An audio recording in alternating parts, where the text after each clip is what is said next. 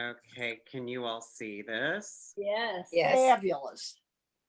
Great. Well, thank you for having me. And it's really good to be with you all today and also to reconnect with Chicago, my hometown. I was born and raised in Lake Forest, and I left when I was 17 years old. I was an exchange student when I was 16. Spent a year in Belgium, a year and a half in Belgium, and then college happened and everything happened. And my parents left Illinois about 3 years ago. So it's actually something I really miss. I don't have much pride in any school I've been to or any degree I have, but I am proud to be a Chicagoan or an Illinoisan at least. So thank you for inviting me. Has anyone here been to the Peabody Essex? I know that Alexander has. Mhm. Others? I see one hand going up. No? Okay. Well, I'll just tell you a bit about it. Because it's got an interesting origin story. And also that's part of what makes our South Asian collection so unique. Um, it's the oldest continually running museum in the United States. It was established in 1799. And it was the East India Marine Society. And the building that you're seeing on the screen is East India Marine Hall. So you can imagine when I actually went to Salem for my in-person series of interviews, to walk by this building, which is from 1825, and see the word India was just really, representation matters. And that's not very common to see India anywhere, especially on a historic building like this. But what it is that when the 13 colonies gained independence from Britain, they were finally able to engage in direct trade with Asia, because up until that point, all of the Indian muslin or cotton or porcelain or things they were buying through the British. So this was a moment when Salem merchants and sailors were getting in their boats and going directly to China, India, Indonesia, elsewhere. And there's a story that when they would arrive in Bengal, there's actual quotes that people thought, because there was a Salem flag on the ships, that Salem was a country. They thought Salem was a country. They didn't realize that Salem was a city in America. And so that is the origin of the Peabody Essex Museum. Essentially what it was is it was a group of sailors and merchants, and to be a member of the East India Marine Society, you had to have traveled around the Cape of Good Hope, or Cape of Good Hope, and had to bring back an object to donate to society. And then what it was made to do as a society became a collection of curiosities and objects, but they also collected funds to support the widows of sailors and merchants who were lost at sea. So the earliest objects from India to come to this new nation of the United States were coming to Salem. And so our collection, unlike most museums that have Indian art, you think of what an encyclopedic museum's collection is. It follows a really similar trajectory. You walk in, there's often prehistoric work, maybe seals from... Hold on, Sherry. I don't know what's going on with you. I'm trying to block it. I'm trying to block it. Okay. Guys, if everybody could mute, that would be great. Yeah. Yeah.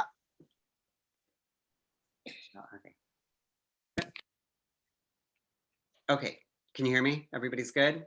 We're good. Okay, so when you think about most museums in the United States or in Europe that have collections of Indian art, it follows a similar trajectory. It starts with prehistory. Maybe they have seals from Mohenjo-Daro. Then you go into early Buddhist art. Then you have early Hindu art, sculpture, maybe some nice Chola bronzes. You get to Mughal paintings or Mewar paintings, and then it's done. It's as if the history of India ends in like the 17th or 18th century. Our collection is unique. We have no objects like that. Well, actually, we do. We have one object that was donated to the museum in 1830 by a sailor, and it is a hand from Elephanta, which is horrible to think of.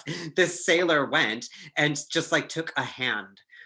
So we have like a piece from Elephanta, unfortunately, but the rest of it is objects from the 18th, 19th, 20th, and 21st centuries. So we do not have courtly art. We do not have temple art. What we have is art of and for the people. So the kinds of objects we have are what these young sailors, teenage Americans, could afford and what they could bring back. And so our historic strengths are really in art of Bengal. So I'm going to show you here East India Marine Hall. People think it's a small museum. It's It's actually enormous. I think it's about 500,000 square feet in total. It's this massive, massive structure, 26 historic buildings, a massive collection center that's 40 minutes away from downtown Salem. So it is not a small museum, it is actually enormous. And our collections are very, very unique. We have an Asian export department. I think the only other one I know of is in Singapore, which is art made in Asia, mostly China, Japan, and India, created for export. So that's where our chintz collection is, and muslin dresses and things like that. We also have a maritime collection for obvious reasons. And this is East India Marine Hall, the heart of the museum, what you saw from the outside, with these figureheads that you see on the sides from the fronts of ships. So we are deeply connected to our maritime history. So I came to the museum in 2018. I don't know what all Alexander shared in the bio, but I've had kind of a circuitous path. I was a specialist in Himalayan art, specifically Newar art of the Kathmandu Valley. I wrote about modern Indian art in 2007 or 2008. I published on M.F. Hussein's work from a Hindu perspective in defense of his work as a Hindu practitioner, which I am, which is when I first encountered this collection in this museum, the Peabody Essex Museum. But I arrived here in about 3 years ago.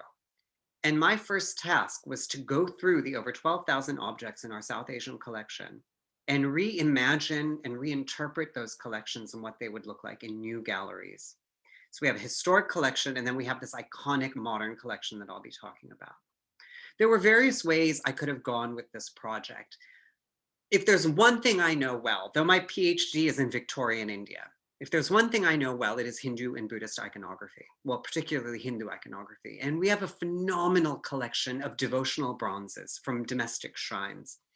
And so it would have been great to bring some of them out and dress them up. I had all these ideas of buying a whole wardrobe of outfits for the gods, having a case with all the jewelry that is adorned for the gods.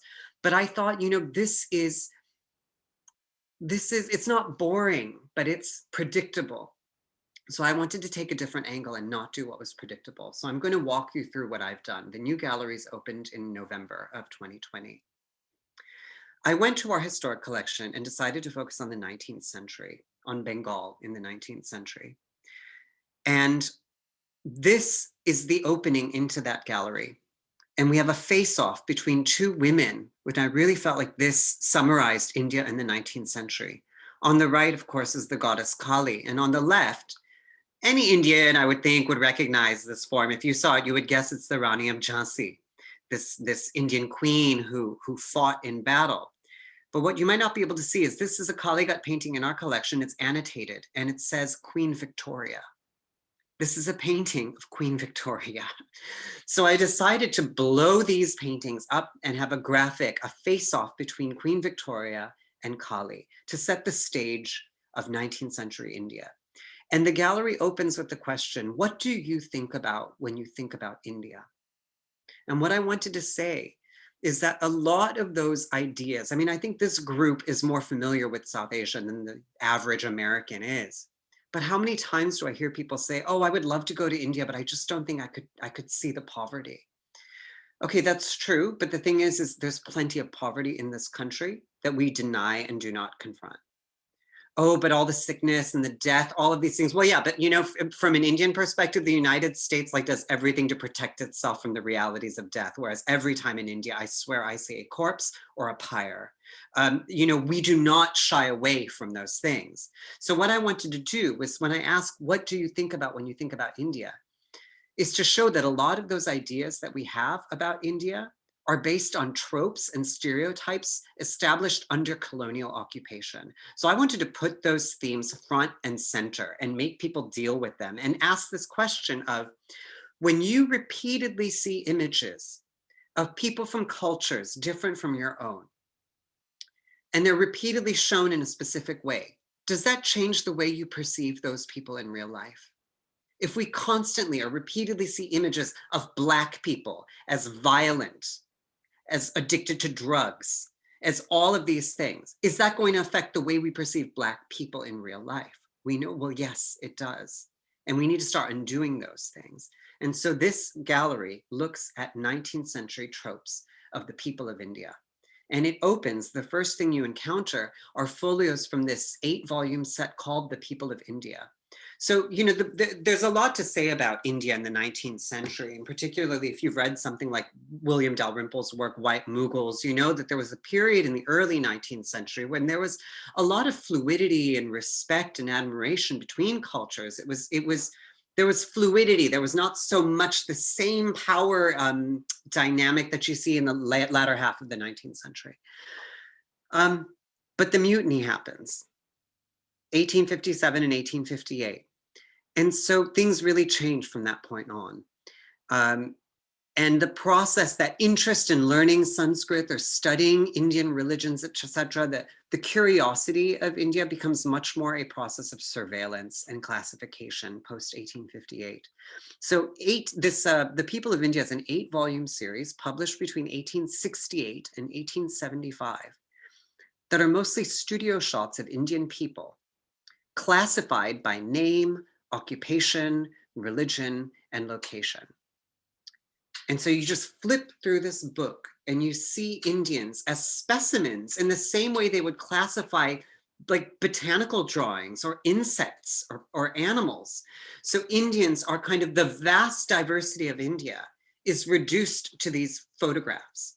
And one thing I'm trying to do in this gallery is create that deep discomfort of seeing how problematic these images are, but also accepting just how gorgeous these images are as well. So this is a photograph of Wazirun, and it is such a spectacularly beautiful photo in real life when you see it, but then it's deeply, deeply problematic.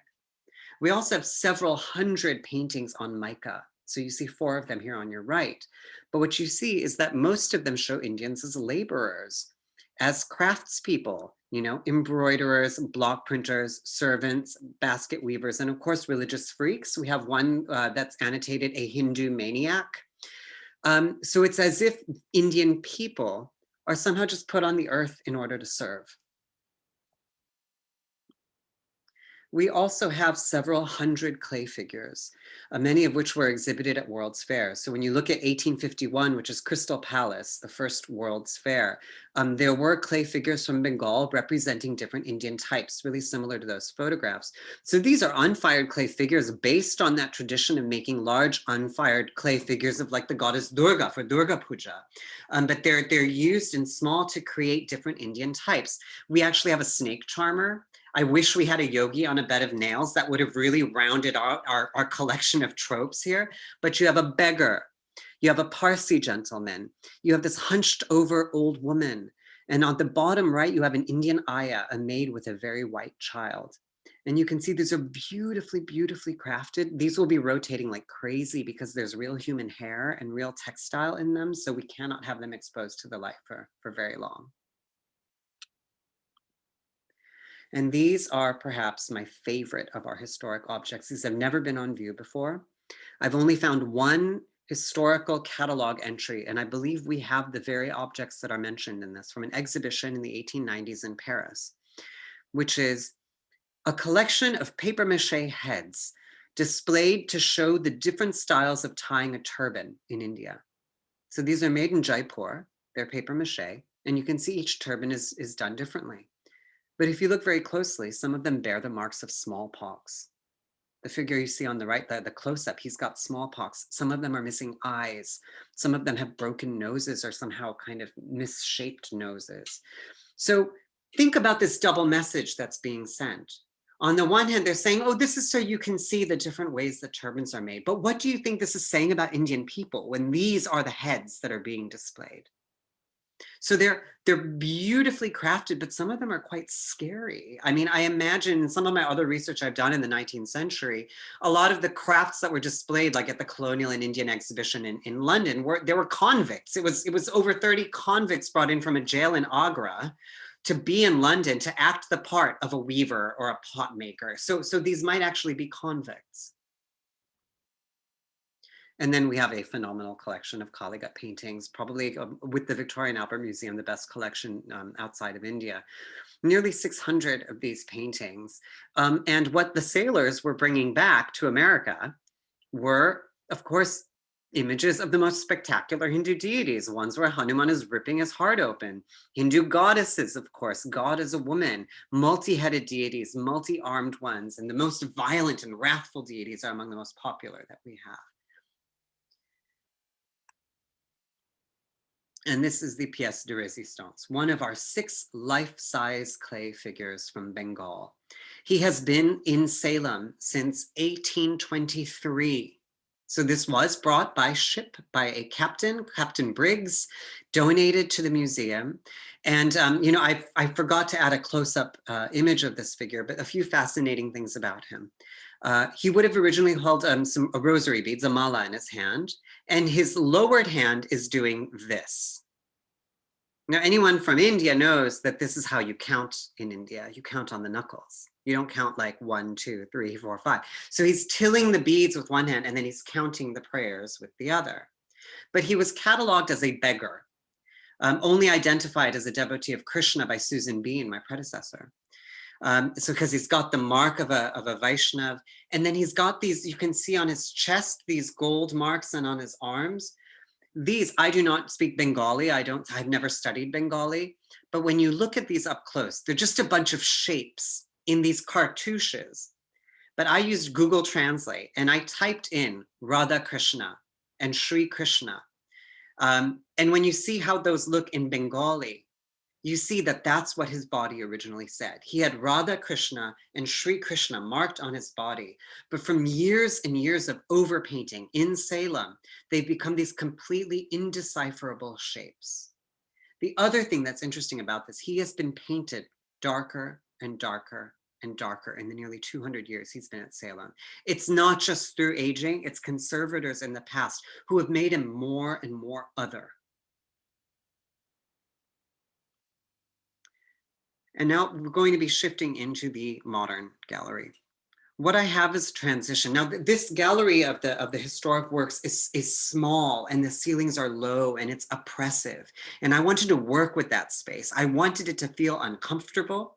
I wanted it to feel a little bit like a 19th century library, kind of like claustrophobic and dark, to create a contrast with the modern gallery. And what you have here is this clay figure of a woman spinning at her wheel at the charka, and this image of Gandhi.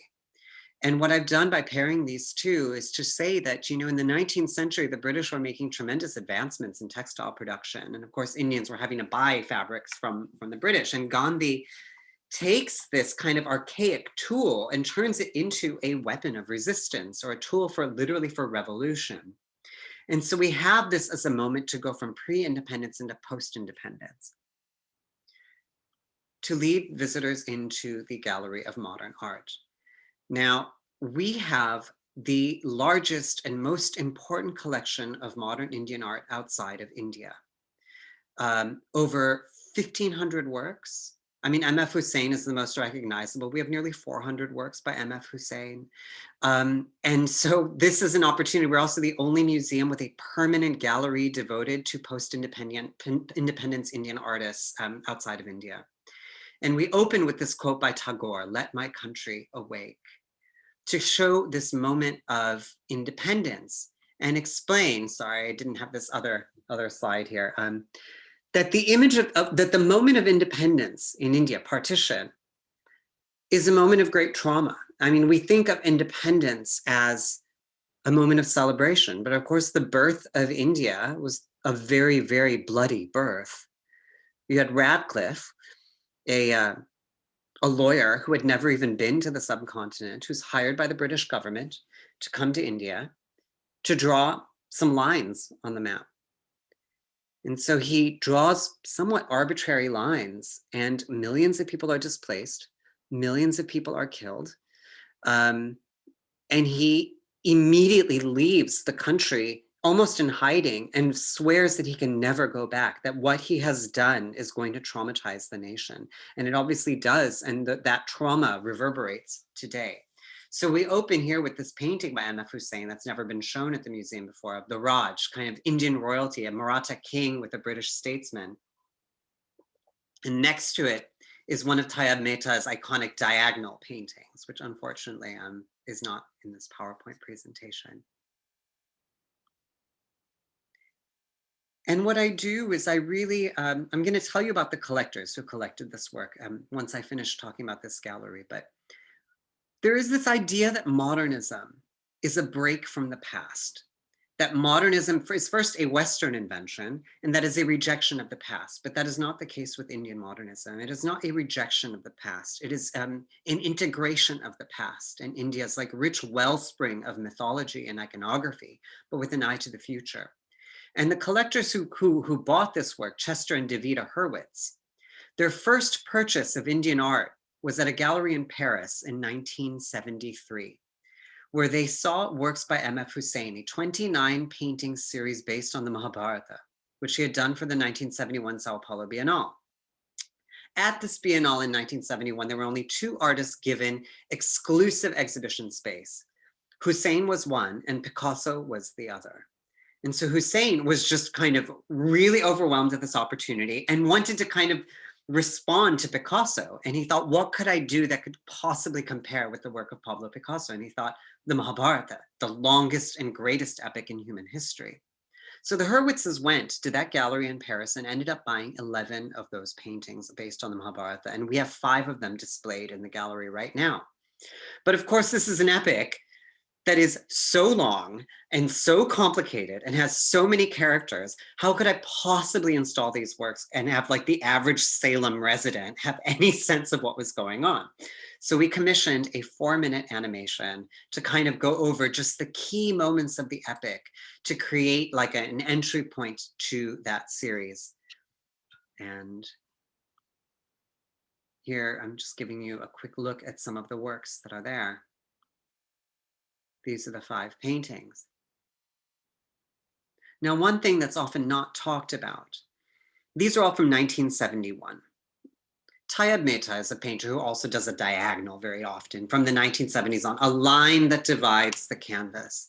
And this thing that I've been really saying in my talks and will be publishing on soon is the fact that the reason these diagonals keep showing up is not just a reference to partition 1947. It's that trauma of 1947 that has not healed yet, that wound is reopened in the early 70s with the second partition of the subcontinent, which is the birth of Bangladesh. And when you see this painting, look at the one we're looking at right now. It is a painting called Ganga Jamuna. So this is a reference to the Ganges River and the Yamuna River. But of course, the Yamuna River, in Hindi, it's Yamuna or Jamuna or Yamna or Jamna. But in Bangladesh, there is a Jamuna River. And here you have Ganga and Jamuna as if they share one body, but they're splitting, being pulled apart. And he has these references to a broken circle or a circle with a crack. That particular red in Jamuna's hand against that particular green is the flag of Bangladesh. This is directly a reference to the second partition of the subcontinent.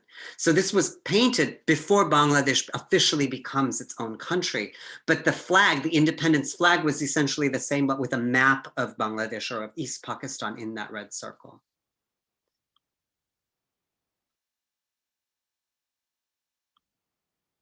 And I'll tell you one more thing about this, if you'll just bear with me, is the design of the gallery. I really wanted myth to inform the design of the gallery. So these Mahabharata paintings are in a circle. And there's this scene, perhaps my favorite scene from the epic, where Arjuna's son is caught in battle. And he's surrounded, he's completely surrounded. And just I'll back up a bit. There's an earlier scene before he's even born, before it's Abhimanyu. Abhimanyu is the son. When Arjuna's wife is pregnant with him, she's laying there very pregnant and talking to her husband. And she says, so when you find yourself surrounded on the battlefield in a circle, what do you do to get out? How do you get out of that battle formation? And he starts telling her, well, this is what you do. And she falls asleep. She falls asleep before he's done telling her. Many, many years later, their son that she was pregnant with is born, and he's actually in this battle, and he finds himself surrounded. And there's almost this deja vu moment he has of like, I've been here, and he does not know how to get out. And what the analogy is, he doesn't know how to get out because his mother fell asleep when he was in her belly. His mother fell asleep, and he never heard the way to get out of this battle formation. So this, I wanted the paintings to feel as if you were enclosed in a circle, inescapable, surrounded by the Mahabharata paintings, but there is an escape, there is a way out. And it leads to the process of building a new nation.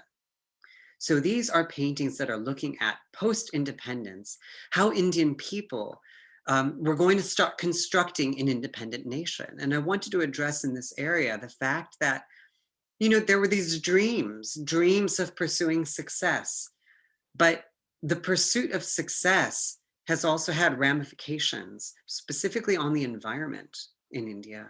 So this impulse to build, to be successful, to earn money, of course, it's well-founded. We should all have that right. But it's what it's led to is a real conflict between the built and natural environments in India. And what you see, so the paintings I just showed you are at the far end. To the left, just immediately after those paintings of urban landscapes, is a section on of unity and diversity. The fact that Nehru, India's first prime minister, really felt that people needed to come together regardless of their, you know, religious differences or you know, different languages and backgrounds, to be one united people. And so it's a series of paintings of nostalgia that artists had for their places of origin. So we have a beautiful Bengali woman by Jogan Chowdhury, a Parsi family by Bhupen Kakkar, a fantastic like village scene by K. Lakshma Gaud from Andhra Pradesh or Telangana. Some fantastic scenes of different parts of India. And it moves into another area, which is about conflicts and consequences, which is just that the diversity of India is part of what makes it so unique and special, but it's also what has been the biggest obstacle to a peaceful and truly secular democratic nation. So looking at communal riots, discord between Hindus and Muslims. There will be a rotation happening here right now. You'll see there's a case with a little installation by Vivan Sundaram that has to do with riots in Bombay in the early 90s. That will be shifting next to the assassinations of Indira Gandhi and Benazir Bhutto. So there'll be different different works that'll be rotating out. And what you see kind of, there's a rickshaw puller in the center of your screen, which is by Tayyab Mehta. Then a great painting of a woman carrying a bunch of sticks by Ganesh Pine. And to the right of that is a painting called Unemployed Graduates by Ram Kumar. Ram Kumar is one of India's most celebrated abstract artists, but this is earlier in his career from the 1950s when he was doing figurative work.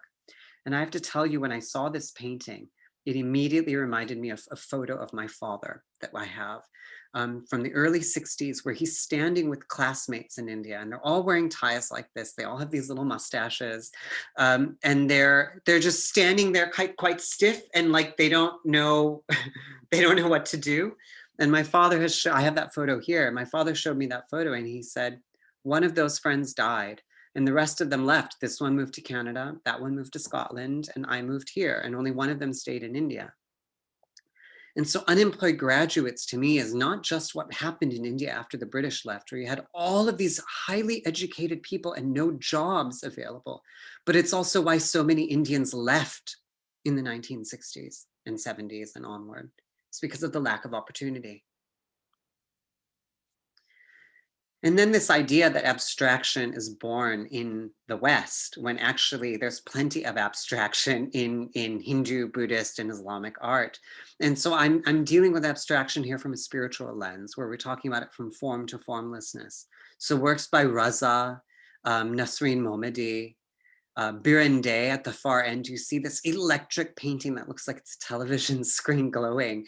So this idea that while some emphasize the differences between religion, a lot of the abstractionists emphasize the universality of spirituality, and they used abstract visual language to talk about people coming together, contemplation together as a people and as a nation.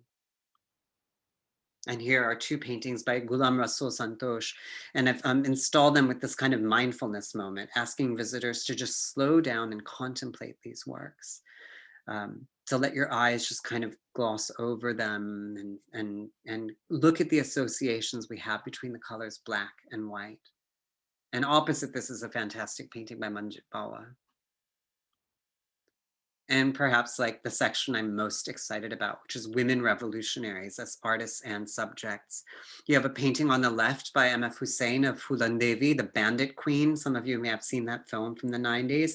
She was a Dalit woman who was married off at the age of 11, experienced tremendous violence from her husband and her in-laws. She was kidnapped, gang raped, eventually formed a gang and killed 22 men, many of whom were the ones who had raped her, eventually became a member of parliament, converted to Buddhism, became an outspoken speaker for the rights of the dispossessed, and then was unfortunately assassinated in the early 2000s. So Bandit Queen is a real icon of a strong, powerful woman. We have this Woman 95 sculpture by Ravinder Reddy, a large painting that's never been on view by Rekha Rodwitia, one of India's greatest feminist artists. And just behind the gold woman here is a painting by Nalini Malani called Old Arguments on Indigenism, which pairs the woman you see in the sari is Amrita Shergill, and paired with her is Frida Kahlo. So it's a painting that's commenting on these two very important women modernists, both of whom were biracial. Frida's, German and Mexican. Amrita Shergill was Indian and Hungarian, both of whom turned to like one aspect of their identities. Amrita Shergill, like studies in Florence and Paris, and then moves back to India and completely embraces an Indian identity and paints very, very Indian scenes and Indian people. So this idea of a search for identity and of an indigenous identity that these two women modernists kind of reflect on in their work. There's another image, and that large painting of the Mahabharata above that you see in the back, painted for Chester and Davida Hurwitz, and it used to hang on the outside of their barn in Massachusetts. It was painted in New York just after the TV series had aired in India. And on the right, this wall loaded with paintings is looking at India and the world. The fact that often Indian modernists have been called derivative, that they're just copying Western modernism, when it's fine for like Western modernists to look to the East, and somehow that's not derivative, like for Rothko to look at, Buddhist philosophy or be inspired by it, for example. So what this is Indian artists who looked to the West, also traveled abroad, like on Rockefeller grants, and pulled inspiration from all over the world. There's a painting up on high. There's a triptych by Ghulam Sheikh, an artist from Baroda, inspired by Sienese frescoes. There's also a wonderful painting by Atul Dodia, where it's a self-portrait of him, and it's based on a Bollywood film poster of a film called Bazigar, where Shah Rukh Khan has sunglasses on, and reflected in those glasses are Shilpa Shetty and Kajol, two actresses. But Atul Dodia paints himself, and instead of actresses in his lenses, he has two of his kind of mentors, David Hockney in one lens and Bhupen Kakkar in the other. And now I'll just tell you a bit about the other collectors. This is Chester and Davida Hurwitz, a couple from Worcester, Massachusetts, who had a handbag company, Davies Handbags, and they started going to India, buying leather and textiles for that, to buy, for their wallets and purses. But I mentioned they bought these paintings by M.F. Hussain in Paris, and they resolved that they would go back to India the following year and meet him. And this started a very, very close friendship with him, and about 30 years of traveling India and meeting the greatest artists of India and collecting over 4,000 works through their travels. And this is at a time when there were very few Indians even collecting this work. And so what we did is installed a small gallery that's called My Dear Davy and Chester, because what I wanted to do is to tell their story, but not create this like hagiography of this like white couple that sort of rescues Indian artists. So we wanted to tell their story, but through the language and the words of the Indian artists that they loved and who knew them very well. So we've got all of these fantastic like illustrated letters by different artists. And you can see on the right, Jogan Chowdhury's letter that says, I wish you a good auction. That's because the very first auctions of modern Indian art at Sotheby's were from the Hurwitz collection. So it's the Hurwitzes who got that global art market going through their own collection. Illustrated Correspondence by M.F. Hussein. I particularly like this note on the right where he says that the hotel room stinks and he's going to need to take it up to with the manager. Just shows how close and intimate that this couple was with Hussein in particular. And a phenomenal collection of illustrated drawings by Lakshma Gaud, who's just a fantastic draftsman. That's a painting on the left of himself at the table, and then a portrait of M.F. Hussein. And then I'm going to stop there. This is about yet another exhibition that I opened at the museum called Breath. That's a reflection on COVID-19 by a South Asian artist from the UK. But I'm going to stop there so I don't overwhelm you all. And open it up to conversation if you have questions or to talk about anything you'd like to talk about. Thank you. Thank you, Sadartha. That was great. I have a question. Oh, my daughters are just coming. You were commenting about the paintings on mica that were demonstrating people as in the service industries. And I was, sorry, I'm just gonna let them, I was wondering about that because one of the things that often struck me about Indian miniature painting is the reference to people of higher caste, and either the people in the courts of India, the Rajas and Rajanis, and there actually seem to be very few references to working people. I mean, I know hello. I won't be long. Happy birthday, happy birthday. Thank you. Hi. I know there were paintings from the East India Company that referred to workers, but I actually quite kind of appreciate the reference to working people. So there seems a kind of, you could really look at it in two ways. Either that there is a kind of an honoring of labor, and kind of what people do with their hands, or you could see it in a way that you described it, which was to do with, kind of tropes and people in the service industry. So I was just wondering if you could say something about that. It's exactly that. It's exactly that. The colonial material. I mean, even when I was doing my dissertation, I'm looking at these extremely luxurious objects like ball gowns and diamonds and pearls, but looking at how they're incredibly beautiful, but also like really honoring Indian craft and the Indian ability to make jewelry unlike anyone else, to like embroider fabric like nobody else, or weave like nobody else. So this is precisely the tension that what you're talking about is exactly that. And that's one of the challenges of dealing with this material, especially when museum, the labels can only be this long. You can only kind of address one angle in those small labels.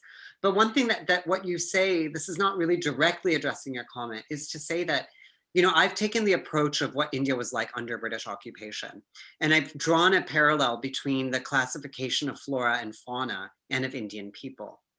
And it's that there was this idea that Indian people, or just that people in these other countries were like the animals that you have in those countries as well. So Indian people were essentially like the peacock, the elephant, and the tiger. Indian princes are like the Indian peacock. They show off, they're pompous, they essentially can't do shit. Like a peacock can't fly. They're just these kind of like prancing, showing off their like virility, but through bling and color, and essentially useless. The Indian Maharajas. The Indian elephant was like the working class. Those Indians who could be beaten into submission and would essentially just like work as long as you need them to work, carry as much as you need them to carry, and you could just like easily trap them, train them, and have them do your duty. And then there's the Indian tiger, the silent, quiet, deadly stalker who will strike when you least expect it. And that was the mutinous Indian soldier, or the Indian tribals, the ones who were lurking in the background that would go under your radar, and then suddenly they turn against you or they turn on you. And so that also comes to mind, to just share that information. So when reflecting on the working class, I kind of did want to emphasize this kind of like the Indian elephant, just these people who are just there to work. Because as you'll see, there's no references to princes in that gallery, but also it's because, as I said, the sailors were not buying like really fine paintings. Like we don't have any high quality paintings, in that like high art kind of like Mughal miniatures. We don't have any of those that reflect like the high classes of India in our collection. Thank you. That was a great answer. I'm going to probably go off camera, and I won't be looking at you because I need to focus on the road. But thank you very much. But I'm still going to listen in. Great seeing you. Thank you. I have a question. Hi, Siddhartha. Eddie Side here. Nice to see you and meet you. I have a couple of questions. One, does the Peabody Essex still actively collecting contemporary art?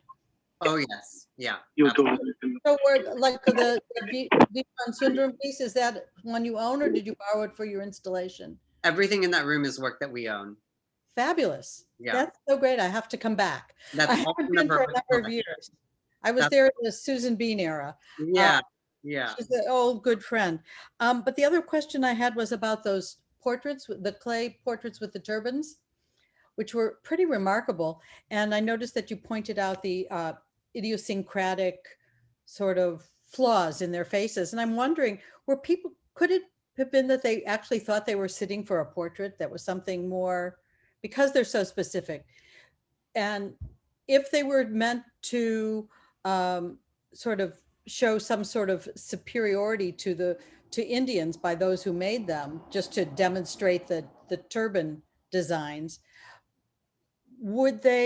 why didn't they use a uniform face like a mannequin head? Why did they make portrait? Yeah, I mean, that's a great question. I believe they are portraits, and I do believe that they are based on real people. And to like contradict even what I said around like emphasizing smallpox, let's say, or like, you know, non-normative facial features, let's just say. You can see that it's problematic because why not just smooth over those marks? Why not just like clean them up and just make them look like your average mustached Indian man? So they are portraits. But the thing is when you have like photographs from the Zenana of a Maharaja, which we have, a lot of the women did have smallpox. And there's no effort to hide those marks in those photographs. I mean, like Ranjit Singh, Maharaja Ranjit Singh of the Sikh Empire was known for having a missing eye and marks of smallpox all over his face. The mother of Dulip Singh, his son, also was marked by smallpox, and they're represented in portraits of her. So this was actually a reality at the time. There were many people with smallpox. Interestingly, I have a painting by Bhupen Kakar that I bought just before he died. Actually, he came to Chicago as a visiting artist with Ghulam Sheikh and with Geeta. Geeta Kapoor came with them, and they were visiting artists at the School of the Art Institute. And Bhupen had a show at Julie Walsh Gallery then, and I bought a painting, and it's a man with chickenpox. It's a big face of a friend of his of a man with chickenpox. So that idea of noticing those idiosyncrasies caused by illness that hasn't been perhaps properly cared for continued. Yeah, one of the great, I mean, I love Bhupen's work, and we have a fantastic, and my family's from Baroda, so we have that. My parents live there part of the year, that connection with Baroda artists. But Bhupen's work is so fantastic because of both the emphasis he does on like the beauty of the male form as well as the ugliness of the male form. Really? And they're so moving in that way. And please do come and see our collection. All of you come and visit. I mean, that's like a sliver of what we have. Once we can travel again, yeah, your neighborhood is high on the list. I think we should do a field trip, this group. Good idea. Diane? Yes, so thank you. That was so wonderful. And it seems you mentioned a few times, and it seems like this is sort of a theme that you are considering as you set up the galleries, is that search for identity amongst all the different artists. But because I don't know you, it makes me wonder about the searching for your own identity and growing up in Lake Forest. What was that like? And how do you feel working with all these different artists from India? I don't know. Amazing, amazing question. And I'll tell you, there's a few ways to answer that. First of all, when the galleries opened, obviously there was no big party. there was no, like, you know, it was supposed to open in June. My daughter is joining us. It was supposed to open in June of last year, which would have been, that would have been my 42nd birthday, the day that it was going to open. It would have been the second anniversary of when I started, like the day when I started at the museum, and my parents were going to be here. So it was supposed to be this great thing, but instead the galleries opened and there was nothing. There was just the doors opened. I walked in with an image of Ganesh, walked through the galleries, and then I went home. But I had friends who stopped by and visited the gallery. And, you know, there's many ways to compliment a curator on their work. Like, I really like how you did that. I really like the way you hung it, etc. 3 of these people said to me, I could feel your soul in there. I could feel your spirit in there. And I just thought, wow, okay, that's quite a thing to say. And part of it is reflecting exactly what you've brought up. So I studied psychoanalysis. I have a master's in Hindu philosophy and psychoanalysis. And I myself have been in therapy and in psychoanalysis for about 20 years. Oh. Psychoanalysis informs everything that I do. And I don't shy away from that at all, as does spirituality. And these are 2 things. Spirituality and psychology are often like not okay in the museum sphere. Like once you start talking about like the sacred, it's like not modernism anymore. Or when you start talking about psychology or psychoanalysis, suddenly people are like, oh, I'm not into that. I don't really get it. But for me, I needed to do 2 things. First of all, this is what I know well. I know my own experience as a person who has, I won't say struggled, but has negotiated between multiple identities throughout my entire life. The other is I'm not in a major city here. I'm not in New York City. I'm not in London. I'm in Salem, Massachusetts, population 40,000. How am I going to make people understand what I'm trying to do here? And it's to speak about identity, and it's essentially to speak about the process of a nation divided. Because that is what we go through in this country, not just in the past year. That has been the reality since like forever. We have been a nation divided. So to talk about, basically to show that the struggles of India, when people think of India as this exotic other place over there, like it's so foreign, etc. You know, the struggle of Indian people is not that different from our own struggles as well. Like, what is my place in this world? Who am I? What does it mean to be an American? You know, what do we do with the diversity of our country, which is what makes it so special, but it's also the biggest stumbling block over and over and over.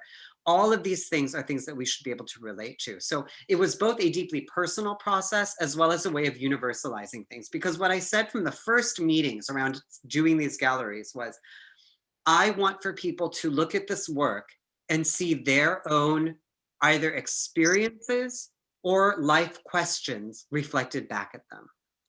That's what I wanted to do. You know, Siddhartha, I think one connection you're talking about, I've traveled around the world for many, many years, but the images of Americans over those years has changed a lot. What other people were getting fed as an image of American. And so I would always be aware of what image I was up against, pro or con. You know, at one point it was Chicago Bulls. Everybody, you know, everybody loved you around the world. And now when you say Chicago, I wrote a review about a performance art group from Chicago, and I showed it to a friend in India, and they just assumed it was about gun violence. Yeah, exactly, exactly. It's not Oprah anymore. It's not the Bulls, it's not Oprah, it's not Walter Payton. That Oprah was the other one long ago. But so Not Al Capone. I'm sorry? Al Capone. Al Capone. Right, yeah. But you certainly, I think people that have traveled have experienced that you're battling or whatever. You're in a relationship with images they have of your country.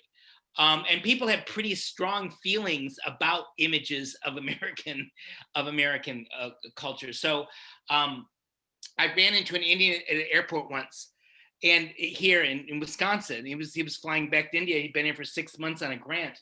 And I said, what'd you miss most? And he said, Indian films.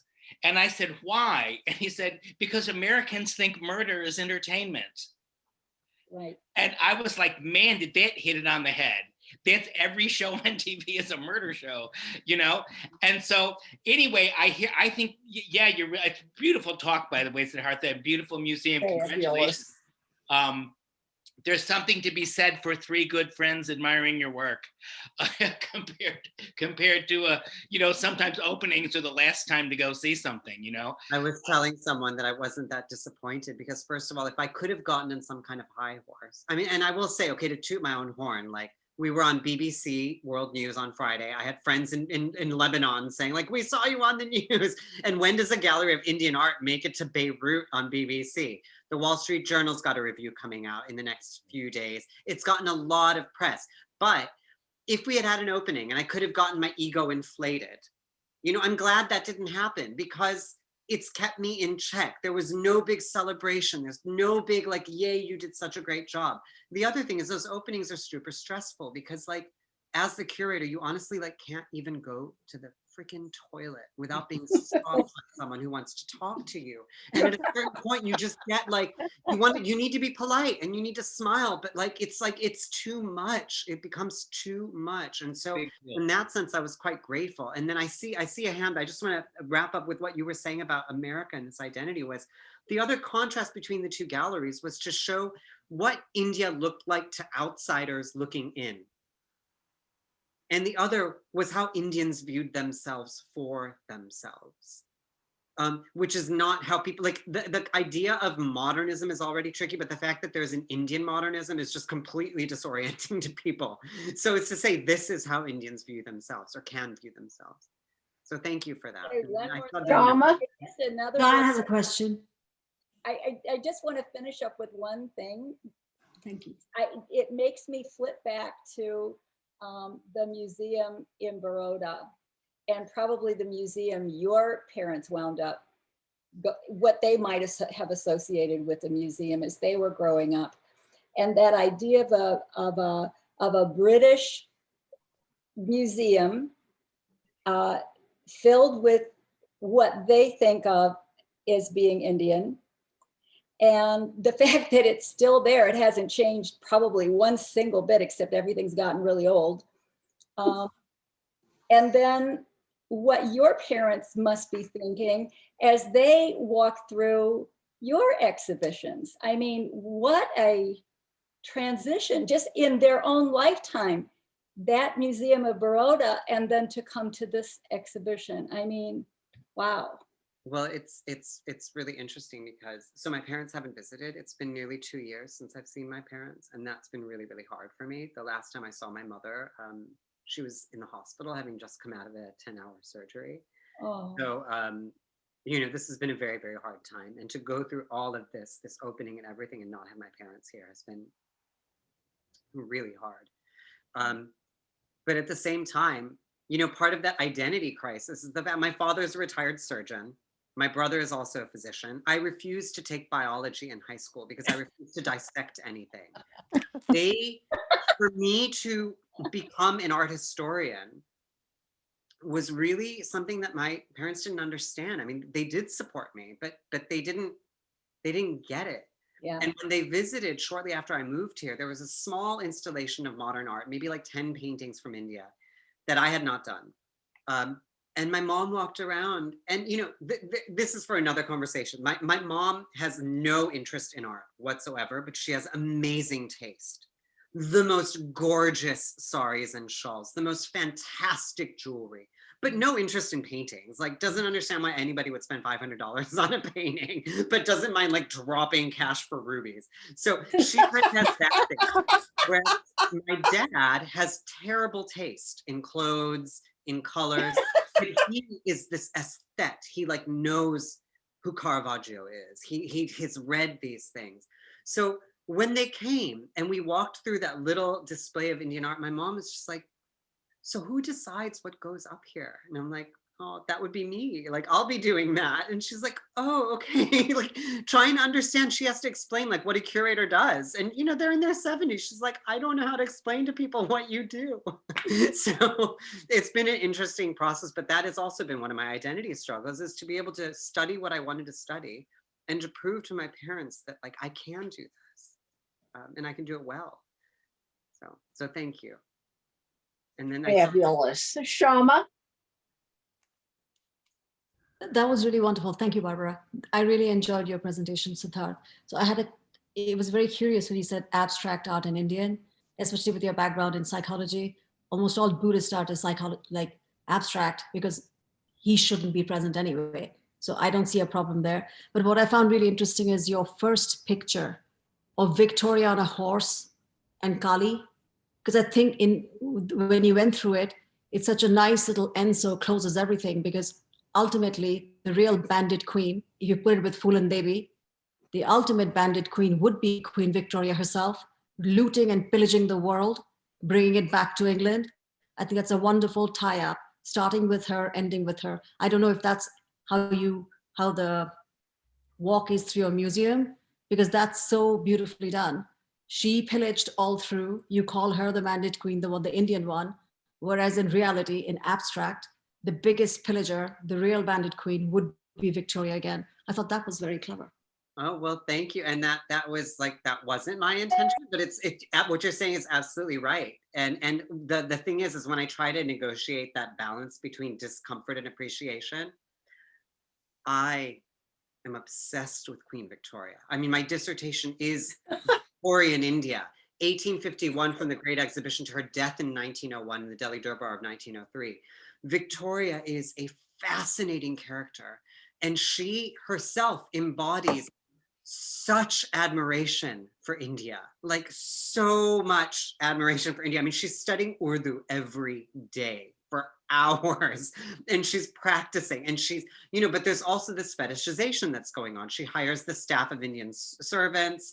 She installs a Durbar room at their house on the Isle of Wight. She has a hallway filled with nearly 100 portraits of Indian people because she loved them, and they're so beautiful to her, but they're also like hunted trophies, just these disembodied heads displayed on the walls. So there is this thing about Victoria that I find absolutely fascinating. And she has been like the focus of my scholarly research is Victoria. And I'm like, I don't want to say admire her, but I just get really excited looking at that material. And people say, but isn't it uncomfortable for you? Isn't it hard to like see all of this?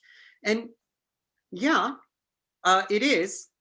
And it is an essential part of the history of the subcontinent. I mean, we have to look at the wound very closely in order to heal it in some ways. And there's been a kind of erasure or like attempts to erase the colonial period where I just think that, oh gosh, we have to still deal with this stuff, It's a complicated issue. Betty? First of all, I want to congratulate you because I think with your installation, which is spectacular, that you've managed to find that balance that the Indian modernists in mid 20th century were trying to balance, but that rock and a hard place. Am I Indian? Am I modern? If I'm modern, I'm Western. And then that means I'm giving up being Indian. And so there was that constant push-pull, and you seem to have really captured that in a wonderful way by starting your galleries with that idea of nostalgia. So congratulations on that. But also, aren't you, I know you were complaining before you started your talk about how many hats you have to wear to get through the day. But I don't know when they made director of education and curator of Asian art put them in the same person, but how fortunate for you, because you really get to put your message across. And does that mean you do education for the whole museum? Yeah. Oh God. I'm the director of education. I'm the director of education and civic engagement at the museum. So all of the community outreach, all of the kind of, making sure that we are addressing subjects that have been, ignored by museums largely, printing materials in Spanish and other languages, all of those initiatives are what I'm now in charge of. Oh my God. Just think of yourself as one of the many armed gods. Did you run up against any sort of resistance from your board of directors when you wanted to install the galleries with the message that you have so successfully done? No, what we have had to deal with is MF Hussein. Really? He was very close to the Hurwitzes, I know. Very close, but just, he is a divisive figure. And there is a very strong presence of people. The museum, Susan Bean did an exhibition called Epic India in about 2004, I know, I have the 5, catalog. 6 or something. And there was a lot of pushback. There were letters, angry letters. There were death threats issued. There was security, like armed security that needed to be in the galleries at that time. I mean, Hussein is considered, there are a lot of people who hate him. And there's a very strong faction like that, not so far from here. So we haven't dealt with any problems like that just yet, but certainly, I mean, I'm having to. Why do they hate him? Hussein was a Muslim artist, and the idea is that he had represented Hindu goddesses in the nude. But of course, you would be a total idiot, forgive me, if you didn't see all the nudes on so many Hindu temples in early Hindu art. I mean, like Right. Hindu art is the most sensuous of any religious art there is in the world. So to somehow deny that, that is something we should be celebrating. To Yeah. deny that and be upset that Hussein didn't put like dainty little blouses on his goddesses is a real problem for me. I remember So- that. Yeah, Madhavanti Ghosh did an exhibit at 10 of his paintings. Yeah. And I wrote about that, but I hear your plight. You can't write about it without like telling the whole history of India and the history of 20th century art in India, because you've got to give people some way to have a handle to it. So I understand what you're saying, but I didn't realize that was such a powerful force against Oh my his- God. There's Was- also he went into exile because of it. But I thought it was interesting when it finally came to court that the judge actually took the position that you just articulated, which is that there are nude images of Hindu goddesses everywhere. Where? So what's the big deal? I Well, think the you know, problem I was would that he say that- was a Muslim. I Yeah, would say- that was the deal, yeah? I would say that people can legalize gay marriage in this country. It doesn't mean people are going to respect me. or Right, be an equal. exactly. So the law is one dimension of things. You're right. And it is not effective when it comes to the public. And with Hussein, people have said, you know, well, he paints Hindu goddesses like this. Why doesn't he paint Muslim women like this? Well, because Muslim women are covered typically as a part of like that. It's not the same. Whereas certain Shakta texts will describe the shape of the goddess's breasts. Like they will go into detail about these things. So yeah. Islam doesn't have figurative art. What on earth could they make naked anyway? Yeah. I'm sorry, I have Penelope? after Penelope. So I have 4 questions. You'll all be relieved to know that 3 of them have very short answers, perhaps. One is, what is the breed of your gorgeous cat? She's the daughter of a streetwalker from Oakland. Thank you. She's much. She is absolutely beautiful. And she looks like an old-fashioned Siamese, which is what I grew up with. Not that tiny head. What is she? Seriously, I really want to know. She's a mutt. I mean, her sister, she's a feral cat. I've had her for 17 years. You're Her kidding. sister was short hair with green eyes and white, and she's just a sweetheart. What's her name? Puna. Una. She's Una. glorious. Okay, the second question is, do you have a recommendation for a translation of the Mahabharata? I read Homer. I've done that since the last millennium. I mean, I'd that's a both really with hard other- question. That's a really hard question. I will say Hussein used a translation by C. Rajagopalachari. So that is considered one of the classic translations. I can put that in the text or in the chat box. Marvelous, thank you. The third, perhaps short answer is, I will just tell you in one or two sentences. My great grandmother, who was born in Philadelphia, for some unknown reason to me, married an officer in the British Indian Navy and spent time in India. And among other things, Betty has seen these painted Indian young girls, and what you've talked about today makes me very uncomfortable about them, and I want to think more about them. They're part of my life, you know. But I went looking for your thesis and to know more about Victorian India, and it is embargoed till 2024. Is it possible to have access to it? So, perhaps. Okay, so there's various reasons. There are a few articles that I published, like I did an article on the Kohinoor diamond that looks at it I based saw on that. how it's negotiating Albert and Victoria's relationship. So that is published in West 86. That's in my dissertation. The reason that it's been embargoed is because I'm in discussions with the Royal Collection about an exhibition based on it. So it's called Ornamenting the Raj. And so I could think about opulence and spectacle in Victorian India. So I need to just think about that a little bit, because I mean, it's not that I don't trust you. I absolutely would trust you to read it. But it's just that I'm not fully comfortable with all of that material. Basically, and this is getting personal here. I started the PhD at Columbia and in 2013, and most of the students there take about 8-9 years to wrap up. And I got this job in my 5th year, in my first year of field work. So I rushed to get this dissertation done. And I did not, I mean, it's not bad. It's certainly good. And my advisor, Vidya Daheja, has been like, you need to get this book out now. You need to get it out now.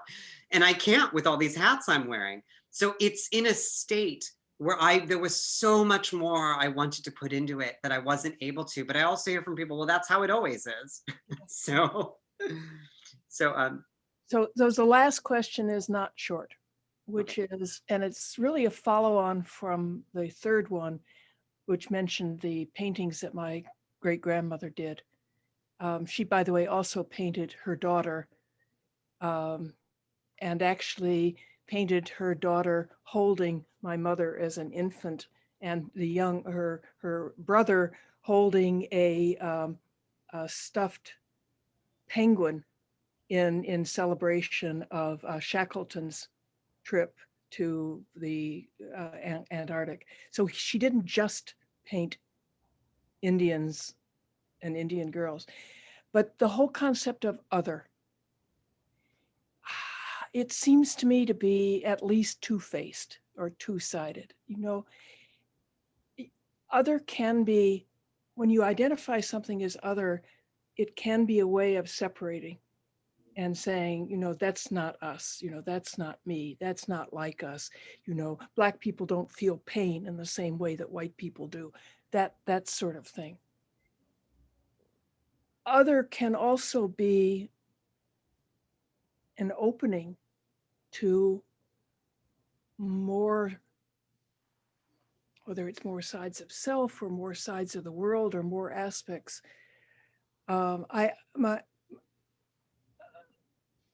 My mother wouldn't let me observe that a classmate had brown eyes instead of blue eyes. You know, that was other. And in a negative, she viewed that as in a negative way. I should not call attention to that. I don't think I agree with that, but I don't know how to think about other. And it becomes increasingly poignant and increasingly important as we do become this global world. I mean, the United States has drawn in people from all over the world for a long time with greater or lesser success. But now we are increasingly open. I mean, the pandemic on the negative side is evidence of that. It is everywhere. And so how do you suggest we think of other? I think that you sit with that discomfort. I don't know what else to say, that there is no answer. You hold that tension and you just keep going deeper and deeper and deeper into it. I don't know how else to answer that. Well, I thank you for your exhibition, which, and the sort of the focus of the museum, which very much encourages both seeing other and dealing with that discomfort. Thank you. Yeah. Beautiful. And thank you for your program. It's marvelous. I have a quick question. Is there a catalog for your new installation? There's not. And, you know, our online, so you'll be able to see the paintings that are on view on our website. There's like a collection portal where you can see what's there, but we don't have the entire collection on view. So the way that people have actually been able to see a lot of this work over the past few years is that my Instagram account has been the source through which I've been sharing a lot of images for. So those who are actually on Instagram, that's where you can see a lot of the paintings and things that are not on view. And the Instagram is just, I'll just put it in the chat box if anybody. But we're working on getting the whole collection digitized and up there. But of course, that's no small feat. Instagram. Yeah. Yes, I see nourishment projects. Oh God, no. Oh, it's okay. Sorry. This is in respect to what Penelope, you said. Your statements are such a revelation. I think it's utterly lovely that you don't seem to see the other. Is that the most universal and humanist way of approaching life? And to that context, I think it ties up to what I wanted to ask Sadartha. Since you're heading their education, what is it that you want to teach? Because your Peabody Essex Museum, because you have a wonderful tea collection, because I've seen your online catalogs in general, it is such an amalgamation of the whole world to show that this is America, not the melting pot concept, but that all of it reflects in the America, that Indian who's been painted dark and brown, Bengali, has been in America for such a long time. It's that to show that America looks more than, well, it's just like this screen, that it's very mixed. Is that the message you want to give as the director of education? Well, what is your message that you want to, So the platform you're using it for? what I've identified as our core values is that we have what we've identified as our 3 main subjects that we're going to be constantly addressing through our education and public programs. But a lot of my job has to do with talking to the public, because I do not want to be telling people what they need and want, especially at a moment when museums are in crisis. We need to hear from the community what they need, what they're interested in, what kinds of things they want to be learning about. But the 3 things that we've prioritized is that we are always going to be commenting on the environment and climate change. That is, you know, we have a natural history collection. We have the first penguin in the United States. we have like taxidermied animals and bones and things. So Does it have a sweater? So the environment and climate change are always going to be the things that we are talking about. The other is social justice and equity. So that is going to be, so for example, what we're doing is we're hosting a virtual film screening of the film Selma around the Voting Rights Act that allowed for people of color to vote in this country. That's happening in a few weeks. But then I'm having a conversation with a professor about what it means to be an American and how you deal with hate and how you can use your voice or your vote to address hate. So there's ways in which we're kind of framing social justice in this accessible way. And the other is wellness. Because of my background in like having taught yoga before, as of just using or showing the community that we care about their physical, emotional, psychological, and spiritual well-being. So we're hosting like meditation programs, things that have to do with mindfulness practices, movement practices. You know, one of the things we were trying to address was isolation and loneliness that a lot of people have been clearly dealing with through the pandemic, but especially a lot of the older members of our community who have been more vulnerable to the pandemic, but also who are not able to see their family or grandkids. So we've been creating kind of social moments for people to come together and make art, kind of their art therapy kind of sessions together. So those are the kinds of things that we're doing in the education and civic engagement domain. And then in terms of education, that is the thing where we're actively talking with the different teachers and like the superintendent of schools here to find out like what can we do that can supplement the curricula that the teachers are doing right now to fill in certain gaps there, because it's kind of in disarray. Museum education is kind of in disarray. I don't know if other museum education people will say that, but there's a bit of an identity crisis there as well. Like, what is museum education?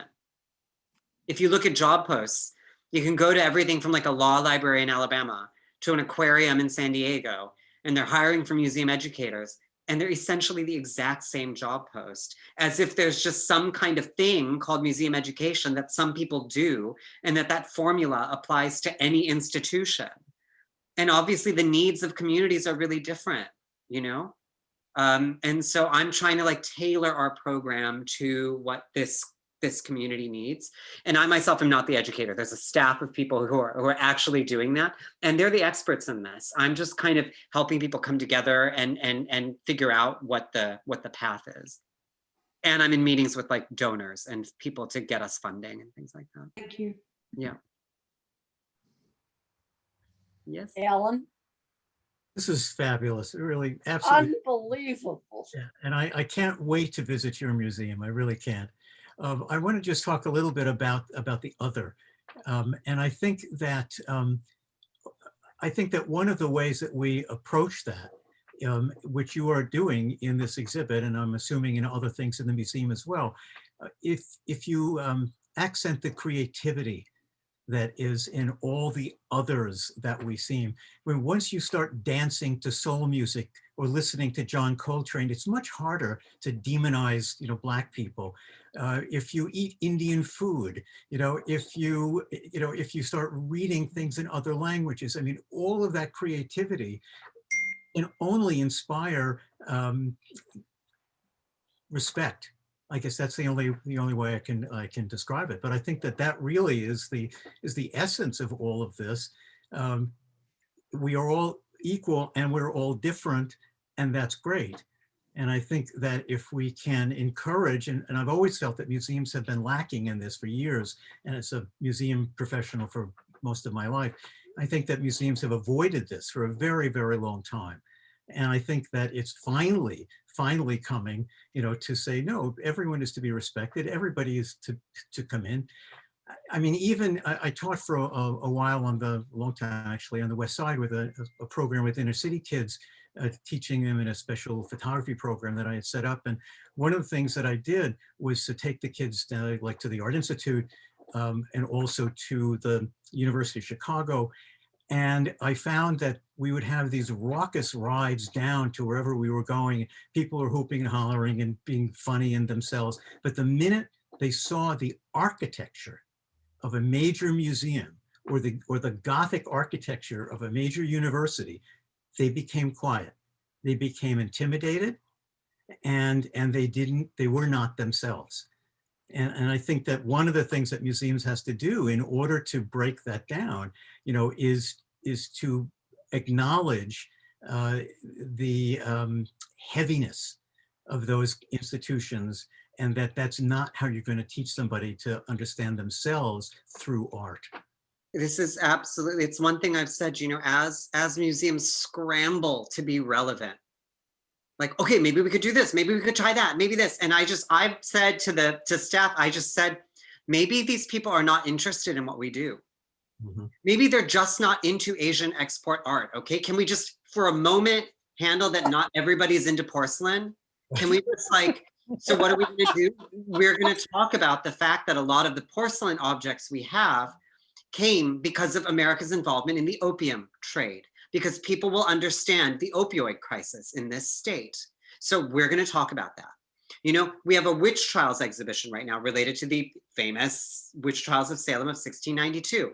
Yeah, people are interested in witch hat fascinators here in October, but they're not really into the whole history of the witch trials. So what we did is we took a group of students through and catered a tour based on social justice, about what it meant to be profiling people, profiling women at that time, of physically examining their bodies to determine whether they were guilty or innocent. And so we're developing a tour for a youth, it's like wow, a queer youth organization here that's just across the street from the museum, about catering a tour for their trans youth, to talk about what does it mean for the body to be a site of justice, for your fate to be decided based on someone's perception of your body, and just having those conversations, but making sure that we have facilitators there that are, that are their mentors, who are there to handle any emotions or challenges that might come up, to create a safe space to be challenged in these ways. But we've got to be relevant. We just have to be relevant. It's more interesting anyway. Yeah, agreed. This is so exciting, and I'm so glad you said yes to us. And oh, look who Hi, Alexander. He's back. I didn't go away. Alan, thank you very much. The parking witch smiled on me, and we just drove up to the park and found somewhere straight away. So that was very helpful. But look how beautiful it is. It's cold. Wow. Oh no, this is nothing. This is fine. But Doesn't it? Siddhartha, it is such vibrant thinking. And it's exciting. And for me, it's examining many, many aspects of what I've learned and a gratitude for how open my family was, and whether we learn not to be prejudiced because I like Chinese food and Thai food, and whatever the entry point is. The vanilla of what your mother was saying, Penelope, of we don't comment on differences. And I've always found differences fascinating. Mhm. Why aren't we celebrating them? And I've been lucky enough to get to be all over the world where I was the other. And it's interesting. So, what we're seeing going on all over the world is the fear of the other, most likely because we're terrified. And I don't even know if people know what they're terrified of anymore. I was thinking that when Alan mentioned like the food and an interest, like you need to try Indian food, and I was thinking that the thing that makes trying new things, there's always a fear. And the fear, even in the domain of food, of trying something new is it going to make me sick? Even on that level, there's just like a fear that can come in at different levels. Sometimes, I'm not saying all the time, but it's very, very often there when we're encountering the other, something unfamiliar. It's natural. Mhm. So that is what is known in food as the omnivore's dilemma. And no kidding. That's an official term. Food is my thing, Siddhartha. You should know that, and cookbooks and that sort of thing. The omnivore's dilemma is that as omnivores, we, unlike, say, the koala, which can only eat eucalyptus and furthermore can only eat the species of eucalyptus that its mother ate, we can eat a wide variety of items, but some of them will kill you. So we have built in as a survival mechanism this push me, pull you kind of thing of new things. New things may keep you alive when the things you were used to, and you could make this metaphorical, but some of them will kill you. Barbara, I have to tell you that I believe with all my heart that what my mother said and taught came from a good place. No, I heard it as that. Actually, not a I place heard it as good manners. No, it was beyond good manners. And I, that's probably for one of our STET sessions, but okay, it was from a completely good place. But, I agree. The interest in life is trying new things and seeing new things. And one question I have, though, is one of the questions that comes up is authenticity. Who has the right to talk about? And you are in an unusual position as being born in Lake Forest and yet being Indian. Nobody can dispute either identity, if you will, or your right to talk, although I suspect they do on both counts, just dispute your right to talk about them. But who can talk about something or someone that is other to who they are? Yeah, I don't know how to answer that question either. I mean, I think that's another one of the questions of like, who am I to comment on the 19th century? I'm not alive then.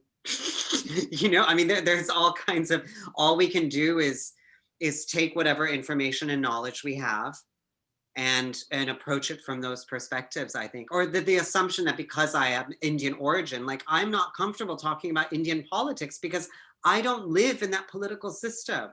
You know, I'm not voting in those elections. I'm seeing a filtered version of those stories. So I don't feel qualified to comment on India even. And yet that is my job. And so how am I going to comment on India while like acknowledging my limitations or working with or around my limitations? My husband, who was Israeli, people were constantly saying, David, as an Israeli, what's your point of view on, you know, fill in the blanks? He says, I'm not living there anymore. I don't have a right to comment. Nice. He would say that. Hmm? He would definitely say that. Yeah. Of course he would. Well, Patty? I wanted to respond to Penelope's question about, or comments about the other, and say that there's a really, first of all, my being a curator and a scholar of Indian art also, I've run into this, like, what right do you, little Jewish girl from a Chicago suburb, have to talk about, not such a girl anymore, but anyway.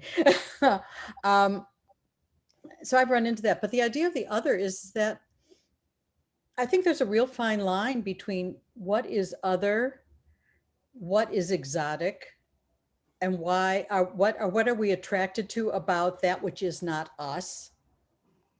So I think that, I mean, we could have a whole other seminar about just that idea of how we approach that which is outside of ourselves.